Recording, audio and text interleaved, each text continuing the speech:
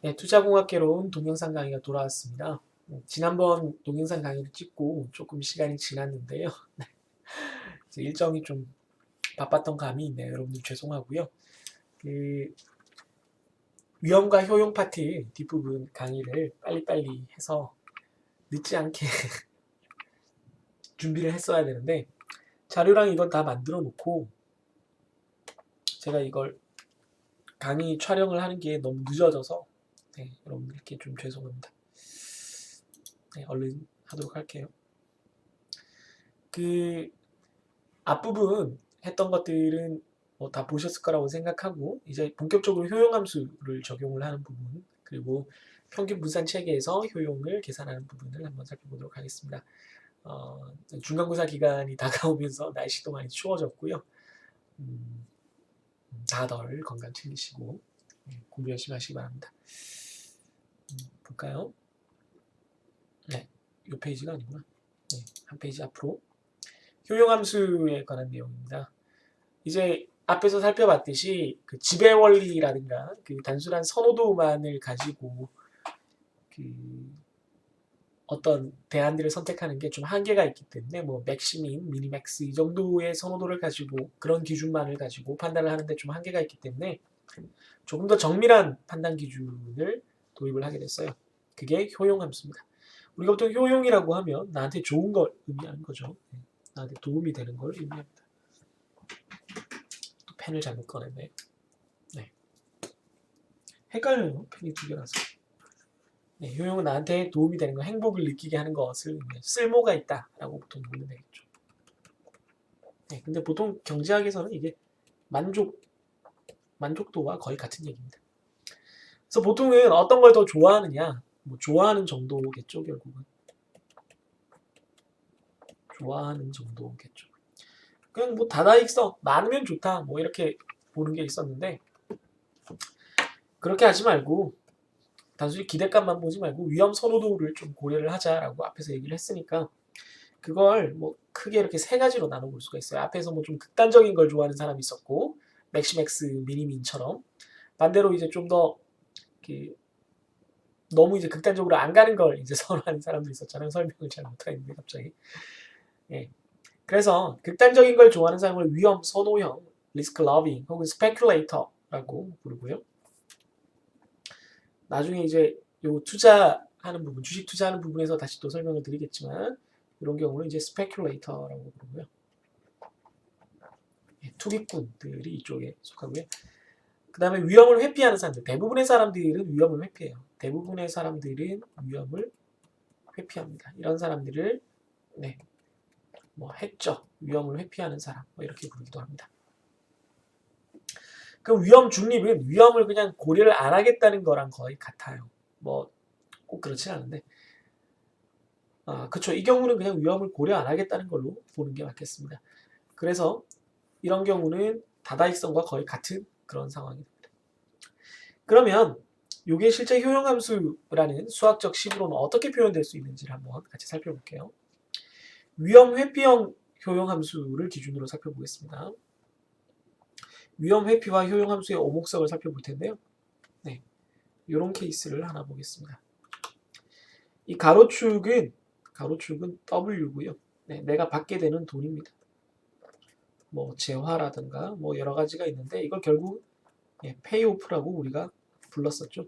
내가 받게 되는 무언가를 말합니다. 그랬을 때 이 세로축은 효용입니다. 효용가.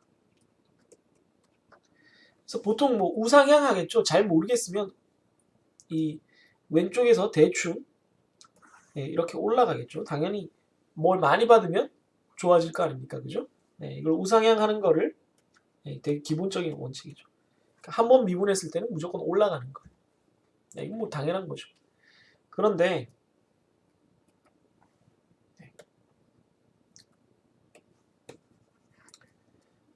그거 말고 직선으로 되지 않고 약간 우리가 지금 어떤 걸 볼 거냐면 이렇게 생긴 걸 볼 겁니다.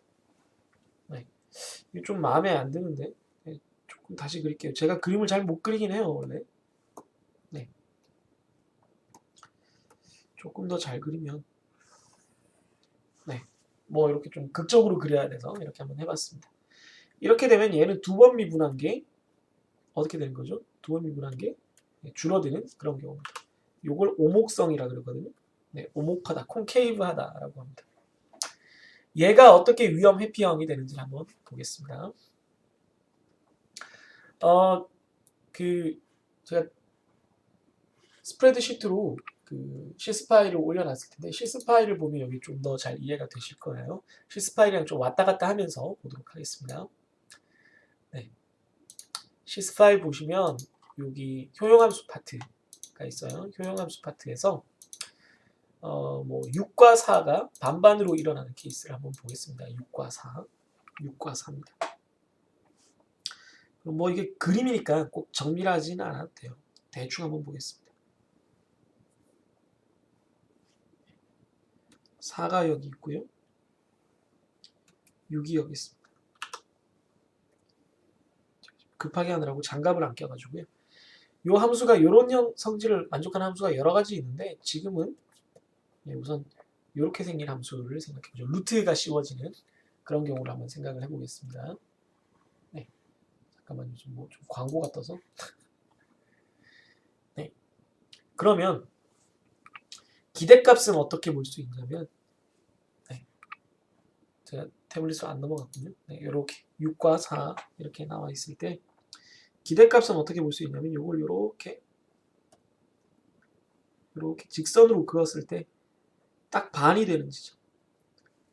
지금 확률이 반반이니까 딱 반이 되는 지점을 만들면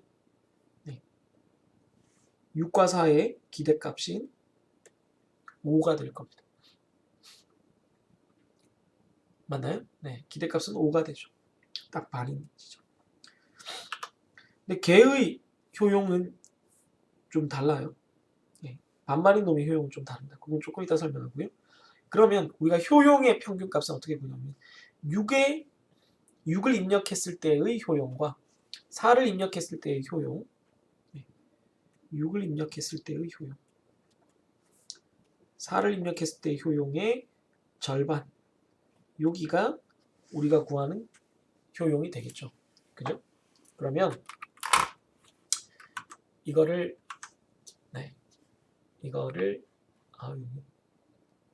제가 지금 급하게 방송을 하느라고 저걸 설정을 안 해놨네요. 그 풋스위치를 뭔가 이상하다 했는데 그래서 보면은 6에 대한 효용은 좀 확대를 할게요. 잘 안 보이시겠네요. 6에 대한 효용은 2.449가 되고요. 2.449, 2.45 정도가 되겠습니다. 그리고 4에 대한 효용은 이쪽에다 적고 있어요. 조금 이따 보여드릴게요. 4에 대한 효용은 2가 됩니다. 루트니까 2가 되겠죠. 그래서 걔를 평균한 평균값은 2.25가 나오죠. 2.25. 이렇게 나왔습니다.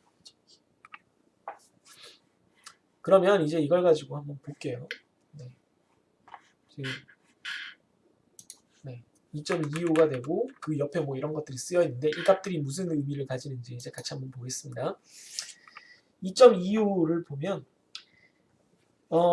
이 2.25를 갖기 위해서 100%로는 얼마를 받으면 될 것인가를 생각을 해볼 수가 있어요. 이 2.25를 이 함수에 다시 이렇게 집어넣으면 이게 역함수가 되잖아요. 그럼 이 절반인 지점보다는 훨씬 더 앞쪽에서 절반인 지점은 여기일 텐데 훨씬 더 앞쪽에서 이렇게 내려와요.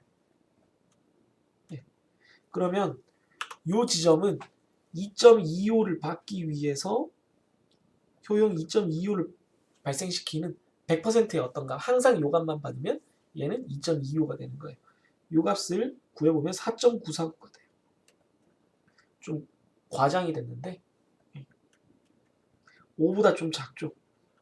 그래서 요 값을 CEQ라고 합니다. CEQ. 여기 오른쪽에 적혀있는 Certainty Equivalent Quantity. 그러니까 지금 4와 6을 받아서 이걸 평균을 내면은 효용이 2.25가 되는데 그럴 필요 없이 4.949를 고정으로 받아도 효용은 2.25가 된다는 거죠. 그러니까 4나 6을 50%씩 받는 거랑 4.949를 100% 받는 거랑 같다는 거예요. 네. 근데 4와 6의 기대값으로 따져보면 얘는 기대값이 5고 얘는 100%니까 4.949잖아요.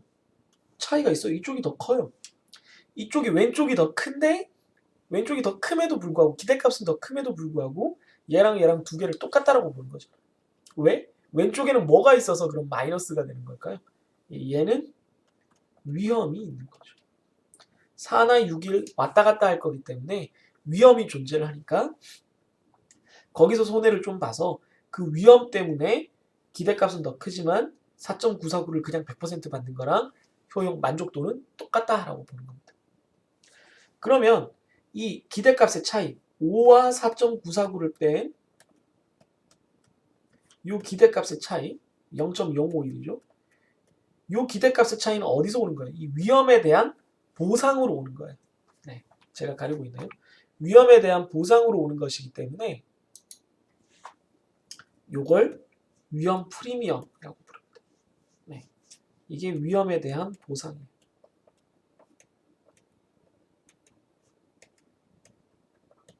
네, 그래서 이걸 위험 프리미엄이라고 부릅니다. 네, 보통 파이로 나타내요. 파이로. 네, 파이로 나타내요. 그래서 그래프가 이렇게 오목한 형태가 되면 방금 보셨다시피 이렇게 출발점이 이렇게 떨어져 있을 때 그걸 그냥 평균값을 넣은 것보다는 확실히 낮아요. 그냥 5를 그냥 생으로 집어넣으면 네, 여기가 얼마쯤 되죠? 네. 루트 5가 얼마죠? 아이고, 죄송합니다. 네. 루트 5는 2.26 이게 거의 비슷한데 갑자기 제가 이게 오늘따라 그 단축 키들을 너무 설정을 해서 2.236이 되나요? 2.236. 그러니까 이거보다 커요. 약간 커요.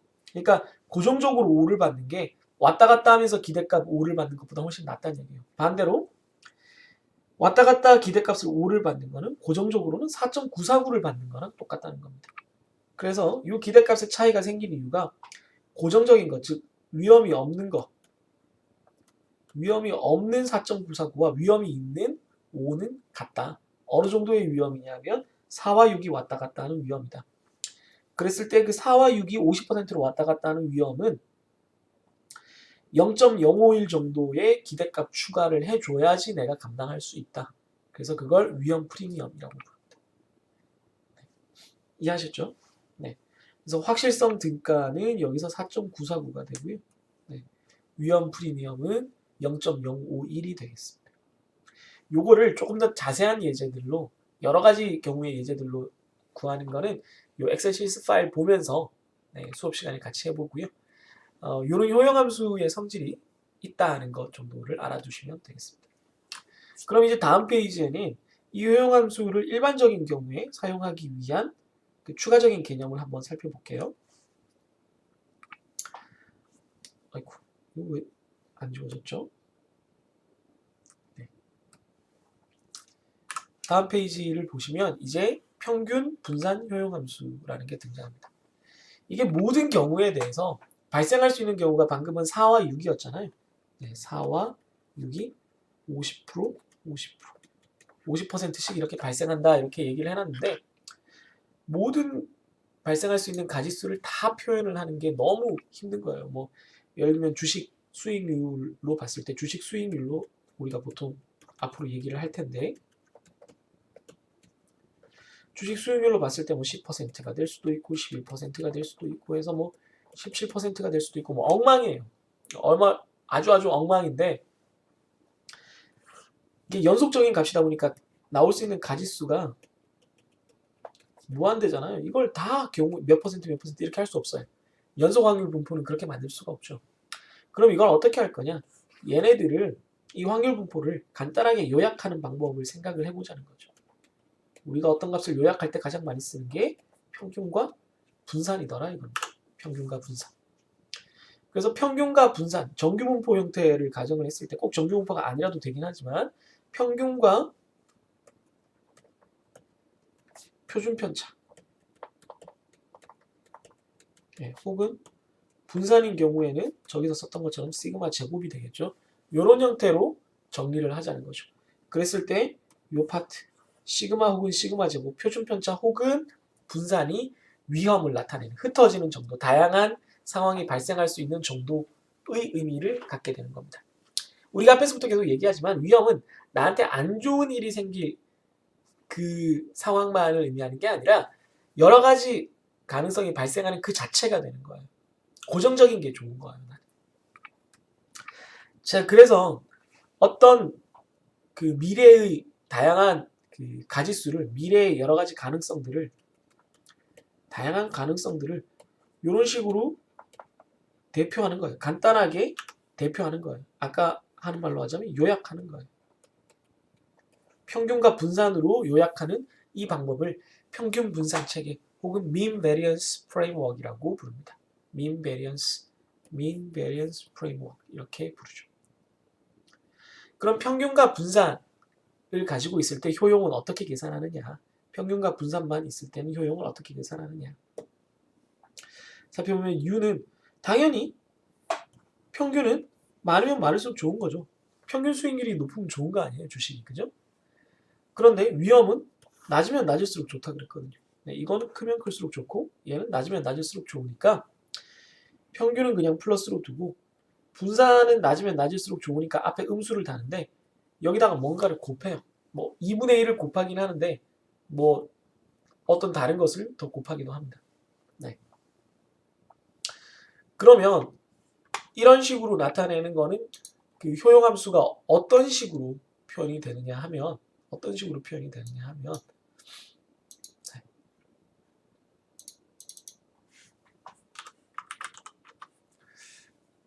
네, 한번 보죠. 이게 평균이 크면 클수록 좋고 그 분산, 즉 표준편차가 크면 클수록 나쁜 거니까 요거를 얘와 얘의 형태로 정리를 하자면 뮤가 U랑 자리를 바꾸면요. 네, 얘를 조금 넘기면 U 플러스 2분의 1 시그마 제곱이 돼요. 그래서 얘랑 뮤 효용을 고정했을 때 평균과 표준편차의 제곱이 이런 관계식이 띱니다. 그러면 보통 그래프를 얘랑 이렇게 그리거든요. 그랬을 때 이 오른쪽 넓은 그래프 자리로 옮겨서 그리면 뮤랑 시그마가 이렇게 됩니다. U가 고정됐을 때 U가 한 가지 값으로 고정됐어요. 그 값은 여기입니다. 왜냐면 시그마가 0일 때니까. 네. 그죠? 시그마가 0이면은 이 두 값이 같아지잖아요. 네, 이렇게 됩니다. 그러면 U가 달라지면, U가 더 커지면 이렇게 될 거고요. 네, 뭐 기울기가 서로 같은 상황에서 이렇게 되겠죠. 그럼 어느 게 U가 더 커지는 거냐면 이쪽이 U가 커지는 거, 이쪽이 U가 작아지는 거. 네, 이렇게 되는 거죠. 이쪽으로 가면 커져요. 이걸 더 넓게 생각해 보면 평균과 제곱으로 썼네요. 네, 표준편차입니다. 그래서 제곱이라서 이렇게 구부러지는 거예요. 평균과 표준편차로 봤을 때 이걸 지배원리로 생각을 해보면 어떤 투자 대안 A가 하나 있을 때 뭐 A라고 하지 말고 투자 대안 하나를 뭐 Q라고 해볼까요? Q가 있을 때 얘는 클수록 좋은 거고 얘는 작을수록 좋은 거거든요. 그럼 얘가 크고 얘가 작으면 Q보다 평균은 크고 표준편차가 작으면 이쪽에 있는 애는 Q를 지배하는 애들이. 여기 있는 어떤 투자 대안이더라도 Q보다는 다 더 좋습니다. 그죠? 반대로 이쪽에 있는 애들은 다 Q보다 나쁜 애들이에요. Q보다 평균도 작고 표준편차가 큰, 즉 위험이 더 큰 애들이니까 얘는 Q가 지배하는 애들입니다. 갑자기 또 왜 안 써지죠? 네. 지배하는 애들. 이쪽이랑 이쪽은 모르겠어요. 상황에 따라 다릅니다. 근데 그 상황에 따라 다른 게 이제 이 효용함수를 적용하면 해결이 되는 거죠. 요걸 다시 한번 그려보면 네.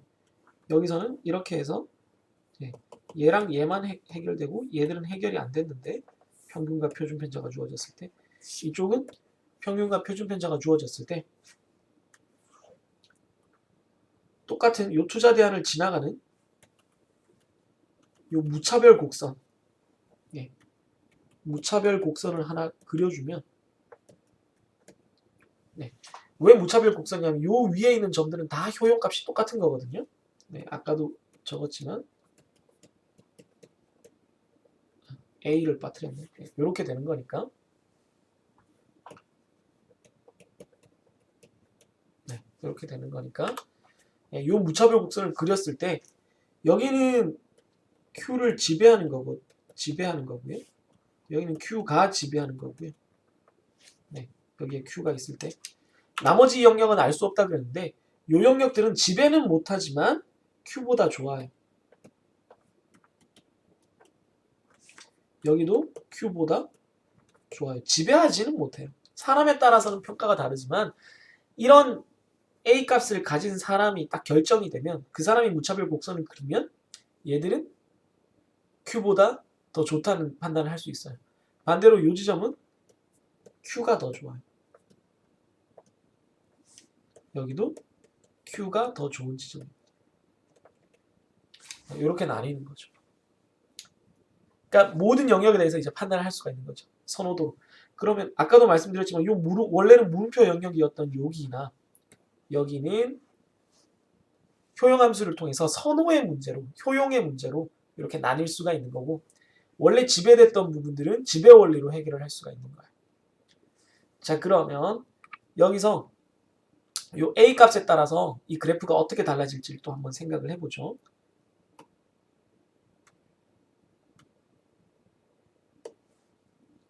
그래프가 지금 이렇게 생겼습니다. 네, 이게 아까도 말씀드렸지만 무차별 곡선이고요. 이렇게 되기 때문에 A 값이 커지면 커질수록 이 그래프가 어떻게 돼요? 네, 더 가팔라집니다. A 값이 아무리 커져도 시그마가 0일 때 이 시작되는 지점은 똑같아요. 그렇기 때문에 A 값이 커지면 네, 이렇게 됩니다. 네, 이렇게 되면 A 값이 증가하는 거죠. 점점 더 가팔라져. 그럼 이 가팔라진다는 것의 의미를 한번 생각을 해볼게요.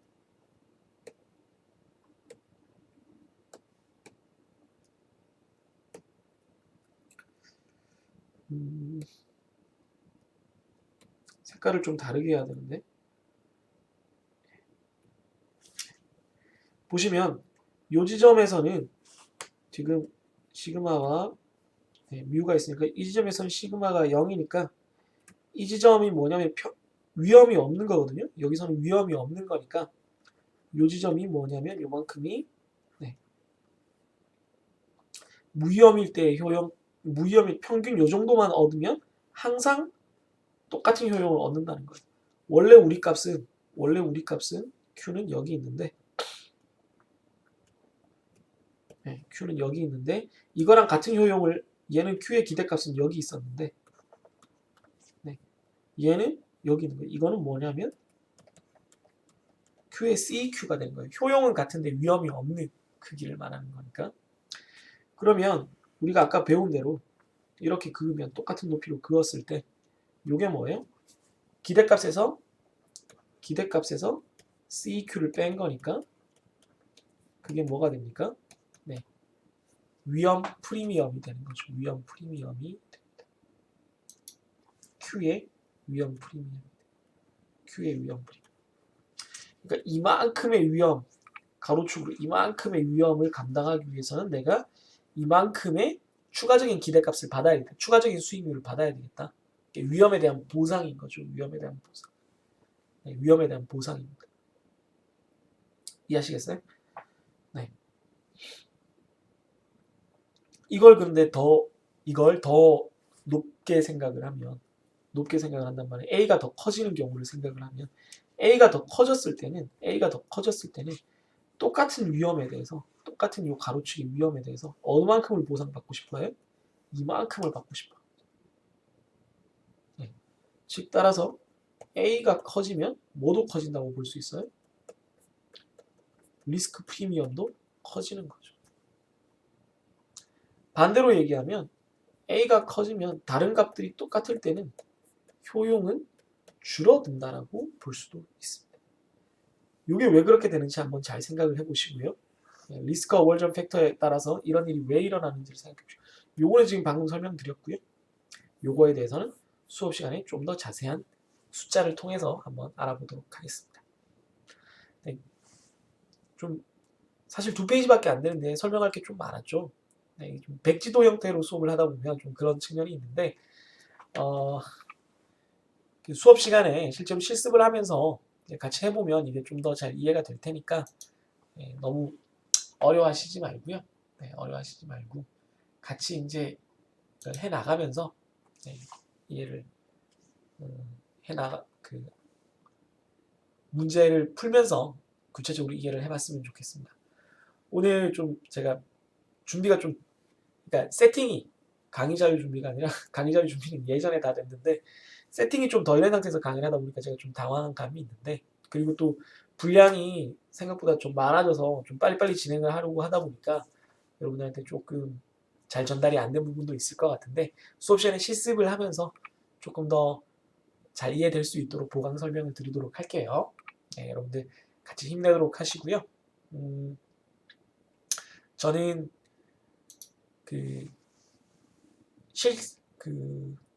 감기가 약간 걸려있는 상태인데 여러분들도 감기 조심하시고요.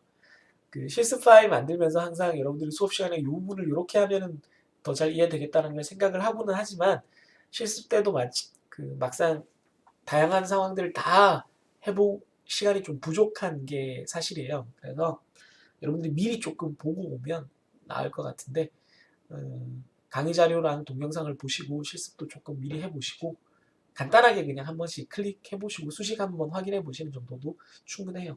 그래서 수업 시간에 같이 이제 이걸 확인하고 이해를 해봤으면 좋겠습니다. 중간고사가 곧 다가오는데 질문 많이 남겨주시고요. 질문 많이 남겨주시면 제가 동영상을 통해서 혹은 온라인의 구글 교실을 통해서 답변을 드릴 수 있도록 하겠습니다. 네, 그러면 다음 시간에 다시 만나도록 하죠. 네, 여러분들 힘내시고요. 네, 이것으로써 투자공학 위험과 효용에 관한 강의 동영상을 마치도록 하겠습니다. 안녕히 계세요.